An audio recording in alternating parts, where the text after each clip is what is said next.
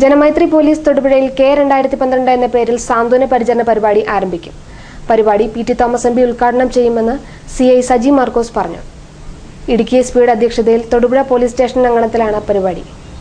തൊടുപുഴ ജനമൈത്രി പോലീസിന്റെ സാമൂഹ്യ പ്രതിബദ്ധതയ്ക്ക് ഒരു പുതിയ കാൽവെപ്പായ K2012 ഉദ്ഘാടനം തൊടുപുഴ ജനമൈത്രി പോലീസ് അങ്കണത്തിൽ വെച്ച് ബഹുമാനപ്പെട്ട ഇടുക്കി പോലീസ് ചീഫ് ബഹുമാനപ്പെട്ട ജോർജ് വർഗീസ് IPS അവരുടെ അധ്യക്ഷതയിൽ കൂടുന്ന യോഗത്തിൽ വെച്ച് ബഹുമാനപ്പെട്ട Idukki MP advocate PT Thomas MP 9/11/2012 രാവിലെ 9 മണിക്ക് ഉദ്ഘാടനം ചെയ്യുകയാണ്. പോലീസ് ജനങ്ങളുടെ സുഹൃത്താണെന്നും പോലീസും ജനങ്ങളും ഒത്തൊരുമിച്ച് പ്രവർത്തിച്ചാൽ മാത്രമേ നാട്ടിൽ സമാധാനവും അതുപോലെ അക്രമ പ്രവർത്തനങ്ങളും മോഷണവും കുറ്റകൃത്യങ്ങളും തടയാൻ സാധിക്കുകയുള്ളൂ എന്നുള്ള മുദ്രാവാക്യം ഉയർത്തിപ്പിടിച്ചുകൊണ്ട് തൊടുപുഴ ജനമൈത്രി പോലീസ് ജനങ്ങളുടെ സുരക്ഷയ്ക്കായി ഒന്നിച്ചുകൂടുകയാണ്. ഈ ജനമൈത്രി പോലീസിൻ്റെ ജീവകാരുണ്യ പ്രവർത്തനത്തിൻ്റെയും സാമൂഹ്യ പ്രതിബദ്ധതയുടെയും ഉത്തമ ഉദാഹരണമാണ് K2012 എന്ന പദ്ധതി. വൃദ്ധജനങ്ങൾ അവഗണിക്കപ്പെട്ടുകൊണ്ടിരിക്കുന്ന ഈ കാലഘട്ടത്തിൽ വൃദ്ധജനങ്ങളെ സംരക്ഷിക്കേണ്ട പ്രാധാന്യവും അതോടൊപ്പം തന്നെ അവരുടെ സമൂഹത്തിൽ അവരെ കെയർ ചെയ്യേണ്ട ആവശ്യകതയും ഉയർത്തിപ്പിടിച്ചുകൊണ്ട് വൃദ്ധജനങ്ങളെ എങ്ങനെ സംരക്ഷിക്കാം, പാലിയേറ്റീവ് രോഗികളെ എങ്ങനെ കെയർ ചെയ്യാം എന്നുള്ളതിനെക്കുറിച്ചുള്ള ഒരു ക്ലാസും സംഘടിപ്പിക്കാനായിട്ട് ഉദ്ദേശിക്കുകയാണ്. ഈ പരിപാടിയോടനുബന്ധിച്ച് തൊടുപുഴ മുനിസിപ്പൽ ഏരിയയിലുള്ള എല്ലാ സ്കൂളുകളിലും ട്രാഫിക് അവയർനെസ് ക്ലാസ്സുകൾ നടത്തുകയും അതോടൊപ്പം തന്നെ ട്രാഫിക് അവയർനെസ് ക്വിസ് കോമ്പറ്റീഷൻ നടത്തുകയും ചെയ്തു. ഇതിൽ 1, 2, 3 സ്ഥാനം കിട്ടുന്നവർക്ക് ഈ ചടങ്ങിൽ വെച്ച് ബഹുമാനപ്പെട്ട ഇടുക്കി MP സമ്മാനം വിതരണം ചെയ്യുന്നതാണ്. സീനിയർ സിറ്റിസന് അന്നേ ദിവസം സീനിയർ സിറ്റിസനെ ആദരിക്കുന്ന ഒരു ചടങ്ങ് കൂടിയുണ്ട്. ആ ചടങ്ങിൽ വെച്ച് ഇവിടെ കിണറ്റിൽ നിന്നൊരു കുട്ടിയെ രക്ഷിച്ച മത്തച്ചൻ എന്ന് പറയുന്ന ആ ചേട്ടനെ ആദരിക്കുന്ന ഒരു ചടങ്ങ് കൂടി അന്ന് സംഘടിപ്പിച്ചിട്ടുണ്ട്. ഈ ചടങ്ങിലേക്ക് നല്ലവരായ എല്ലാ പൊതുജനങ്ങളും വന്നു ചേരണമെന്നും ജനമൈത്രി പോലീസിന് വേണ്ടി ഞാൻ ഏവരെയും ഈ പരിപാടിയിലേക്ക് സ്വാഗതം ചെയ്യുകയാണ്. കാർഡ്സ്, കൊക്കോ, തേങ്ങ എന്നിവ സംഭരിക്കും. കൊക്കോ 111 രൂപയ്ക്കും 650 ഗ്രാം വരെയുള്ള തേങ്ങ 14 രൂപയ്ക്കും മറ്റുള്ളവ 9 രൂപയ്ക്കും സംഭരിക്കുമെന്ന് കാർഡ്സ് പ്രസിഡന്റ് ആന്റണി കണ്ട്രിക്കൽ അറിയിച്ചു. കൊക്കോയും തേങ്ങയും വലിയ പ്രതിസന്ധി നേരിടുന്ന സാഹചര്യത്തിൽ അതിന്റെ മാർക്കറ്റിംഗ് രംഗത്ത് കാർഡ്സ് ഇടപെടാൻ തീരുമാനിച്ചതിലും അറിയിക്കുന്നതിൽ സന്തോഷമാണ്. ഇപ്പോൾ ഇടുക്കി ജില്ലയിലെ ഏറ്റവും പ്രധാനപ്പെട്ട വിളയായിരുന്ന കൊക്കോ ഇന്ന് എടുക്കാൻ ആളില്ലാത്തൊരു സാഹചര്യം വന്നിരിക്കുകയാണ്. അപ്പൊ ഇവിടെ സംഭവിച്ചൊരു കാര്യം, കഴിഞ്ഞ 5 വർഷമായി കൊക്കോയ്ക്ക് നല്ല നിലയിൽ വിലയുണ്ടായിരുന്നു. 160 രൂപ വരെ കുളിപ്പിച്ചുണങ്ങിയ കൊക്കോയ്ക്ക് വില വന്ന സാഹചര്യത്തിൽ നിന്ന് 60 രൂപയ്ക്ക് പോലും എടുക്കാൻ കഴിയാത്തൊരു സാഹചര്യം വരികയാണ്. ഈ സാഹചര്യം ഞങ്ങൾ വിശദമായി പഠിച്ചു. അപ്പൊ ഞങ്ങൾക്ക് മനസ്സിലായൊരു കാര്യം, കേരളത്തിൽ മാത്രമേ കൊക്കോ എടുക്കാൻ ആളില്ലാത്തുള്ളൂ. തമിഴ്നാട്ടിലും ആന്ധ്രയിലും കർണാടകയിലും ഇന്ന് വിദേശ മാർക്കറ്റുമായി ബന്ധപ്പെട്ടുള്ള വിലയ്ക്ക് അവിടെ എടുക്കാൻ തയ്യാറാണ്. 130 രൂപ വരെ ഇന്ന് അന്താരാഷ്ട്ര മാർക്കറ്റ് കൊക്കോയ്ക്കുണ്ട്. ഏതാണ്ട് അതിന് കണക്കാക്കിയൊരു വിലയ്ക്ക് ഇവിടെ ഇപ്പോൾ കൊക്കോ എടുക്കാൻ ആ സംസ്ഥാനങ്ങളിൽ കൊക്കോ എടുക്കുന്നു. എന്നാൽ കേരളത്തിൽ കൊക്കോയുടെ സംഭരണം കാഡ്ബറി അടക്കമുള്ള കമ്പനികൾ നിർത്തിവച്ചിരിക്കുന്നു. ദുഃഖകരമായൊരു കാര്യം, കേരളത്തിലെ സർക്കാർ സ്ഥാപനമായ കാംഗോയും ഈ ഘട്ടത്തിൽ കർഷകരെ കൈവിട്ടു എന്നുള്ളതാണ്. ഇടുക്കി ജില്ലയിലെ പാലും കൊക്കോയുമാണ് കർഷകരുടെ ദൈനംദിന ആവശ്യങ്ങൾ നിറവേറ്റുന്ന ദിവസം തോറുമുള്ള വരുമാനത്തിന് പ്രധാന ഘടകം. പാലിന്റെ വിലയെ സംബന്ധിച്ച് നമുക്കറിയാം.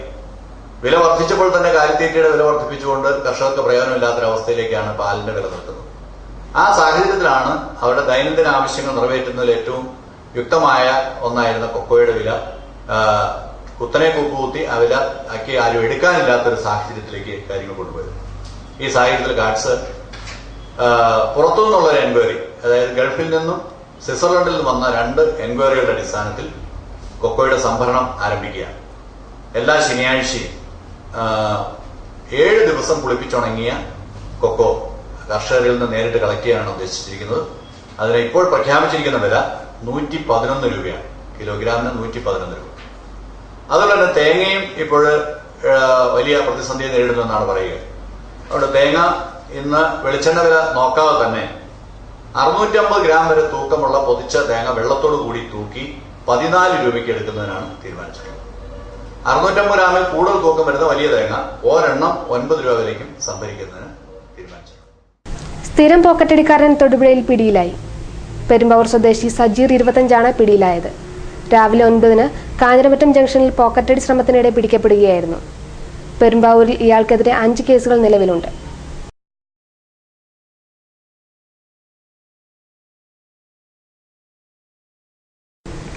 തൃശൂരിൽ നടക്കുന്ന 7ാമത് സഹകരണ കോൺഗ്രസിലേക്കുള്ള കൊടിമര ജാഥയ്ക്ക് തൊടുപുഴയിൽ നവംബർ 12-ന് സ്വീകരണം നൽകും.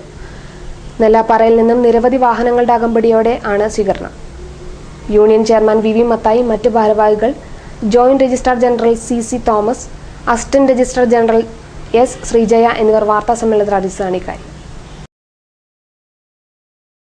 കേരളത്തിലെ സംസ്ഥാനത്ത് സഹകരണ വാരാഘോഷം നവംബർ 14 തൊട്ട് 20 വരെ നടക്കുന്നു. അപ്പൊ അതിനോടനുബന്ധിച്ച് നവംബർ 1 തൊട്ട് 20 വരെ തൃശ്ശൂർ തേക്കിൻകാട് മൈതാനിയിൽ സഹകരണ എക്സ്പോ സംഘടിപ്പിക്കും. സഹകരണ എക്സ്പോയില് സഹകരണ മേഖലയിലുള്ള എല്ലാ വിധങ്ങളായ സംഘങ്ങളുടെ സ്റ്റാളുകൾ പ്രദർശന മേഖലയിൽ ഉൾപ്പെടുത്തിയിട്ടുണ്ട്. 1-ാം തീയതിയോടെ പ്രവർത്തനം ആരംഭിച്ചിട്ടുണ്ട്. സഹകരണ മേഖലയിൽ 5 വർഷത്തിലൊരിക്കൽ ഒരു സഹകരണ കോൺഗ്രസ് നടക്കാറുണ്ട്. അതും ഈ എക്സ്പോയോടനുബന്ധിച്ച് 2012 നവംബർ 13, 14, 15, 16 തീയതികളിലായിട്ട് തൃശ്ശൂർ വെച്ച് നടക്കും. അതിന് ഉയർത്തുന്നതിനുള്ള കൊടിമര ഘോഷയാത്ര ഇടുക്കി ജില്ലയിലെ 12-ാം തീയതി എത്തിച്ചേരും. ഇടുക്കി ജില്ലയിലെ തൊടുപുഴ സർക്കിളിൽ മാത്രമേ, തൊടുപുഴ താലൂക്കിൽ മാത്രമേ കൊടിമര ഘോഷയാത്ര എത്തുന്നുള്ളൂ.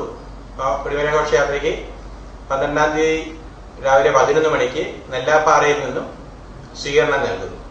ബഹുമാനപ്പെട്ട മുൻ MLA KA ചന്ദ്രനാണ് കൊടിമര ഘോഷയാത്ര നയിക്കുന്നത്. 12-ാം തീയതി നെല്ലാപ്പാറയിൽ എത്തുമ്പോൾ തൊടുപുഴ താലൂക്കിൽ നിന്നുള്ള എല്ലാ സഹകാരികളുടെയും നേതൃത്വത്തിൽ നെല്ലാപ്പാറയിൽ നിന്ന് സ്വീകരിച്ച് ആനയിച്ച് തൊടുപുഴ മുനിസിപ്പൽ മൈതാനിയിൽ വെച്ച് അവർക്ക് സ്വീകരണം നൽകുന്നു. വെള്ളിയാമറ്റത്ത് കരനെൽ കൃഷി വിജയത്തിലേക്ക്. വിളവെടുപ്പ് ഗ്രാമപഞ്ചായത്ത് പ്രസിഡന്റ് തങ്കമ്മ രാമൻ ഉദ്ഘാടനം ചെയ്തു. വെള്ളിയാമറ്റം ഗ്രാമപഞ്ചായത്തിൽ വിജയകരമായി പരീക്ഷിച്ച കരനെൽ കൃഷിയുടെ വിളവെടുപ്പാണ് നടന്നത്. ആദ്യഘട്ടം കൃഷി മികച്ച വിളവാണ് നൽകിയത്. പഞ്ചായത്ത് അംഗങ്ങളായ ജോയി മൈലാടി, മോഹൻദാസ് പുതുശ്ശേരി, മെർലി ജോസ്, അനീഷ് ഊഞ്ഞാമ്പടി തുടങ്ങിയവർ പങ്കെടുത്തു. വയൽനെൽ കൃഷിക്ക് മികച്ച ബദലായി കരനെൽ കൃഷിയെ മാറ്റിയെടുക്കാമെന്ന് പഞ്ചായത്ത് അംഗവും ട്രേഡ് യൂണിയൻ നേതാവുമായ ജോയി മൈലാടി പറഞ്ഞു.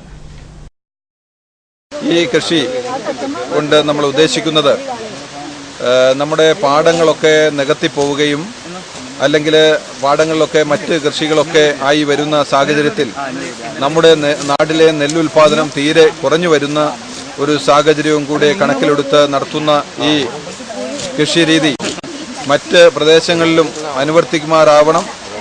നമ്മുടെ നാട്ടിലിപ്പോൾ മറ്റ് തന്നാണ്ട് കൃഷികൾ വളരെ കുറഞ്ഞു വരുന്ന സാഹചര്യമാണ്. ആ സാഹചര്യത്തിലും ഇങ്ങനെ മുന്നോട്ട് വന്ന ശ്രീ അനീഷിനെയും സഹപ്രവർത്തകരെയും അതുപോലെ തൊഴിലുറപ്പിൽ നിന്ന് ഉണ്ടായിട്ടുള്ള സഹകരണവും അതുപോലെ പഞ്ചായത്തിന്റെ എല്ലാ സഹകരണത്തോടും കൂടി നടപ്പാക്കുന്ന ഈ പദ്ധതി പോലെ മറ്റ് പ്രദേശങ്ങളിലും നല്ല ഈ കൃഷി രീതി നടപ്പാക്കുമാറാവട്ടെ എന്ന പ്രാർത്ഥനയോടുകൂടി ഈ സംരംഭത്തിന് എല്ലാവിധമായ ഭാവുകങ്ങളും ആശംസിക്കുന്നു.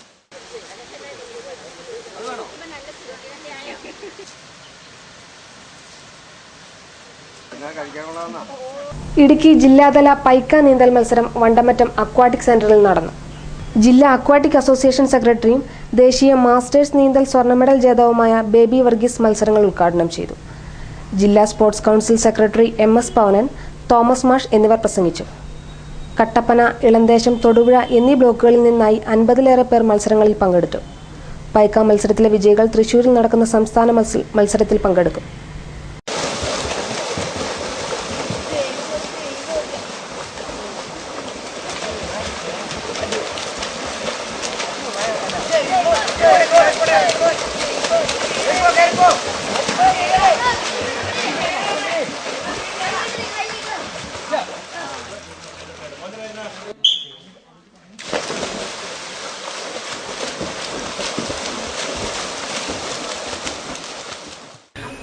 നമ്മൾ നീന്തൽ പഠിക്കുന്നത് നമ്മുടെ ജീവൻ രക്ഷിക്കുവാനായിട്ടാണ്. മത്സരത്തിൽ മെഡൽ നേടുന്നതിനുപരി നമ്മുടെ ജീവൻ രക്ഷാ മാർഗമായിട്ട് നീന്തലിനെ കാണണം എന്നാണ് എനിക്ക് ഈ അവസരത്തിൽ നിങ്ങളോട് പറയുവാനുള്ളത്.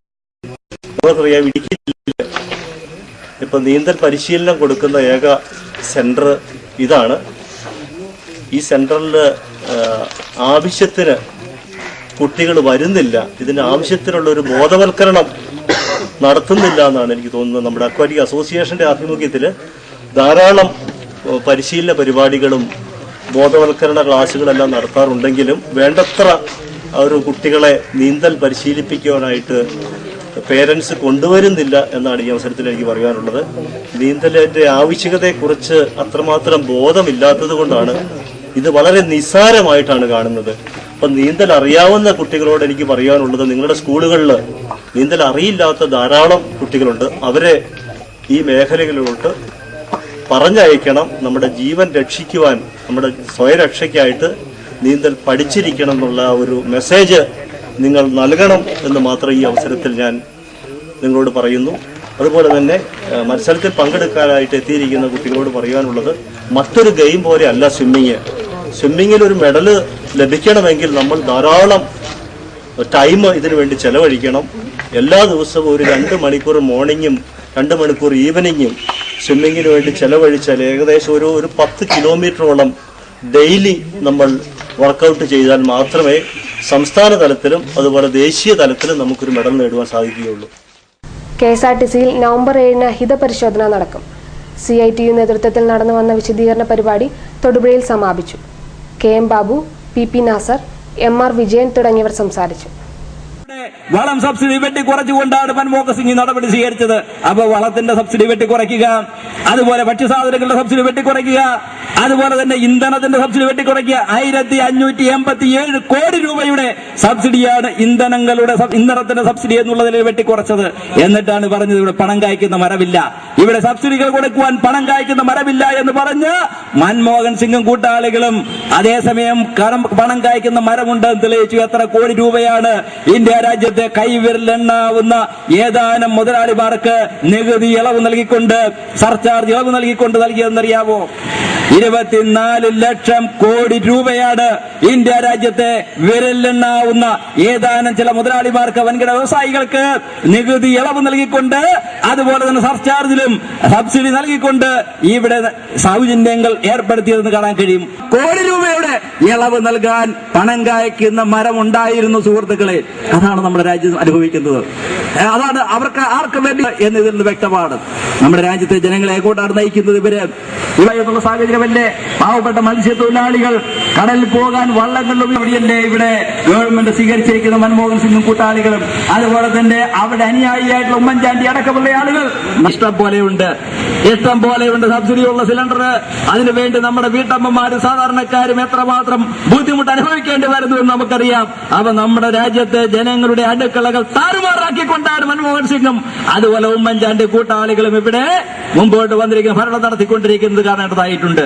അപ്പോ സാധാരണക്കാരെയും പാവപ്പെട്ടവർക്കും വേണ്ടി ഇവിടെ പണം കായ്ക്കുന്ന മരമില്ല. മൻമോഹൻ സിംഗിന് വൻകിട കുത്തകകൾക്കും അതുപോലെ തന്നെ പ്രവാണി വർഗത്തിന് ആവശ്യമായി ഗുളിക വാങ്ങണമെങ്കിൽ, അതുപോലെ പ്രഷറിന് ഗുളിക വാങ്ങണമെങ്കിൽ, അതുപോലെ ക്യാൻസറിന് ചികിത്സിക്കണമെങ്കിൽ എല്ലാം ഇന്ന് കിടപ്പാടം പോലും വിറ്റാൽ പോലും കഴിയാത്ത സ്ഥിതിയിലേക്ക് നമ്മുടെ രാജ്യത്തെ ചികിത്സാ ചെലവുകൾ വൻതോതിൽ വർദ്ധിച്ചിരിക്കുകയാണ്.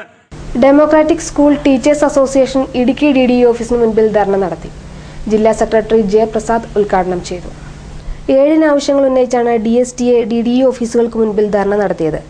വിദ്യാഭ്യാസ മേഖലയിലെ നയപരമായ തീരുമാനങ്ങൾ അധ്യാപക സംഘടനകളുമായി ചർച്ച ചെയ്യണമെന്നതുൾപ്പെടെയുള്ള ആവശ്യങ്ങളാണ് അധ്യാപകർ ഉന്നയിച്ചത്. തൊടുപുഴയിൽ നടന്ന ധർണയെ അഭിസംബോധന ചെയ്ത് ജില്ലാ കമ്മിറ്റി അംഗം സോമൻ നായർ, ശ്രീകല തുടങ്ങിയവർ സംസാരിച്ചു.